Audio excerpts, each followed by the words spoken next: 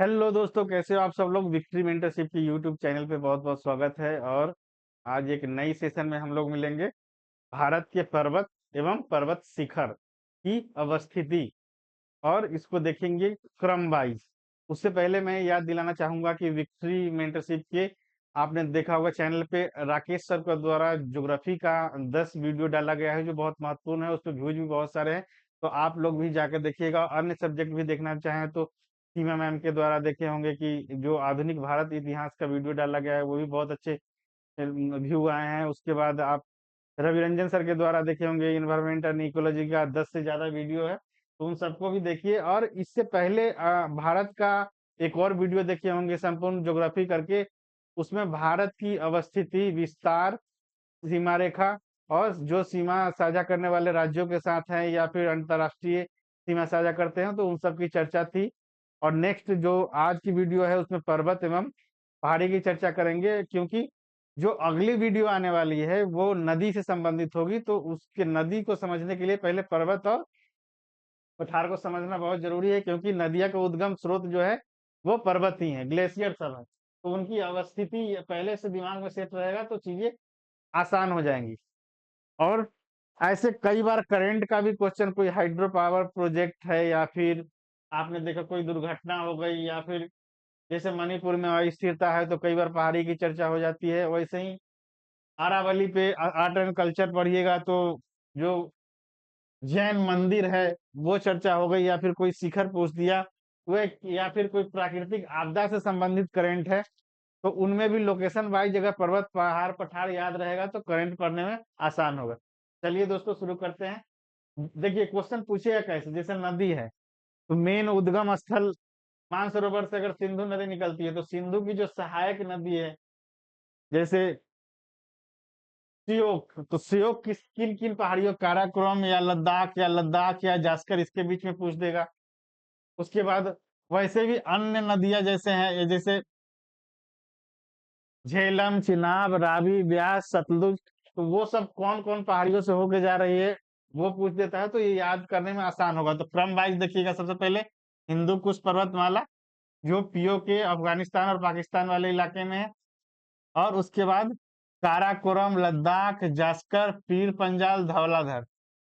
एक बार फिर देखिएगा, काराकोरम, लद्दाख, जास्कर, पीर पंजाल, धौलाधर। आप प्रीवियस ईयर क्वेश्चन को उठाकर देखिए, सेम टू सेम चार ऑप्शन में इसी को आगे पीछे करके दिए हुए, क्रम में सजाने के लिए दिए हुए, तो बहुत मुश्किल नहीं है।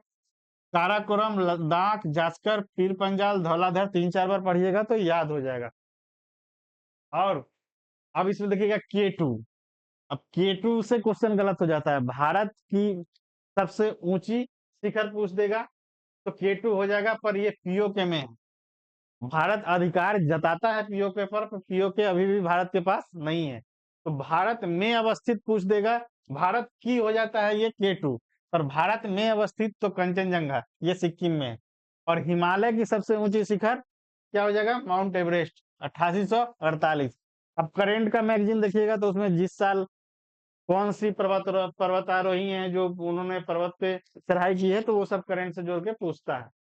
नेक्स्ट देखेंगे, जो पर्वत शिखर अगर पूछ दिया कि पश्चिम से, पूरब से और पश्चिम की ओर सजाने के लिए, तो नामचा बरवा, कंचनजंगा, मकालू, माउंट एवरेस्ट, अन्नपूर्णा, धौलाधर, नंदा देवी, या फिर कोई अभ्यारण्य पूछ दे, कोई टाइगर रिजर्व पूछ दे, तो ये क्रम में याद रखिएगा, क्योंकि ये सेम टू सेम जैसे ये मैंने बताया था काराकोरम, लद्दाख, जास्कर, पीर पंजाल, धौलाधर, वैसे ही पर्वतों के क्रम में पूछ दिया है, या फिर पर्वत शिखर को क्रम पश्चिम से पूर्व सजाने के लिए दे दे तो क्वेश्चन गलत नहीं होगा अगर देख लीजिएगा तो।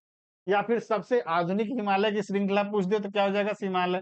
भारत की सबसे प्राचीन पर्वत पूछ दे तो क्या हो जाएगा, अरावली।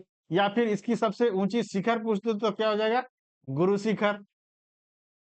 तो चीजें बहुत मुश्किल नहीं है, दो तीन बार देखिएगा तो याद हो जाएगा। वैसे ही नॉर्थ नॉर्थ ईस्ट का पूछ दे, मीरी पहाड़ी, अबोर पहाड़ी, मिसमी पहाड़ी, पटकाई बूम, नागा, मणिपुर, मिजो और मेघालय की तीन पहाड़ी है, गारो, खासी, जयंतिया। और इन्हीं के नाम से जनजाति भी हैं जो कई बार एग्जाम में पूछ चुका है। एक बार फिर देखिएगा, मीरी, अबोर, मिसमी, पटकाई बूम, नागा, मणिपुर, मिजो, त्रिपुरा और मेघालय की 3 पहाड़ी गारो, खासी, जैंतिया, या फिर पूरब से पश्चिम की ओर जाइएगा तो जैंतिया, खासी, गारो, और यहीं पे सर्वाधिक वर्षा वाला स्थान जो मानसीराम है वो यहीं पे है।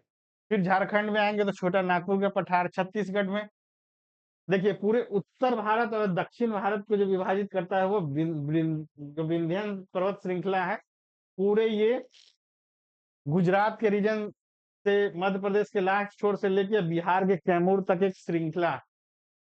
तो ये भारत को उत्तर और दक्षिण में विभाजित कर देती है। इस दृष्टिकोण से देखे तो फिर सब पूरा पूछ दे, अजंता, सतमाला, बालाघाट, वैसे ही एंसेंट हिस्ट्री पढ़िएगा तो अजंता एलोरा की गुफाओं की चर्चा है, तो पर्वतों का भी क्रम याद रहेगा तो रटना नहीं पड़ेगा, आसान रहेगा। फिर दक्षिण भारत में देखेंगे तो नल्ला मल्ला, जावदी, सेबराय, नीलगिरी, अन्नामलई, इन इनको क्रम में सजाने के लिए दे देता है। या फिर पूर्वी एवं पश्चिमी घाट को कौन मिलन बिंदु है, तो नीलगिरी हो जाएगा।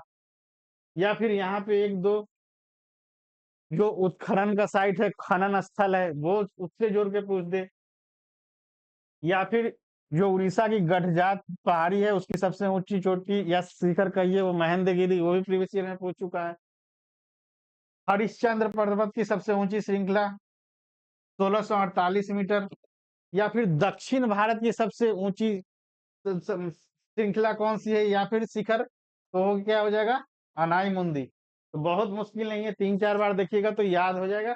उसके बाद इसके बाद जो देखेंगे नदी का चैप्टर, तो ये रिवीजन किए रहिएगा, और इससे पहले वाले जो भारत का वीडियो था अवस्थिति एवं विस्तार, दोनों को देखे रहिएगा तो नदी का चैप्टर बहुत आसान हो जाएगा। क्योंकि नदी में जो क्वेश्चन पूछता है वो इस तरह कि कोई नया उसमें कुछ हुआ है, या साफ सफाई से संबंधित कोई योजना है, या नदी जोड़ो कार्यक्रम हुआ है, या नदी का उद्गम स्थल कौन से शहर से होके जाता है, या नदी में बाईं ओर से कौन सी नदी मिलती है, दाईं ओर से कौन सी नदी मिलती है, तो वो उद्गम स्थल पहाड़ रहेगा, ग्लेशियर रहेगा, तो ये चीजें आपको आसान हो जाएगी। तो चलिए दोस्तों, मिलते हैं नेक्स्ट अगले वीडियो में। तब तक के लिए आप रिवीजन कीजिए। बहुत बहुत धन्यवाद। और आप सबसे रिक्वेस्ट है कि वीडियो से आपको थोड़ा बहुत भी लाभ पहुंच रहा है तो अपने दोस्तों में शेयर कीजिए, चैनल को सब्सक्राइब कीजिए। मिलते हैं नेक्स्ट वीडियो में।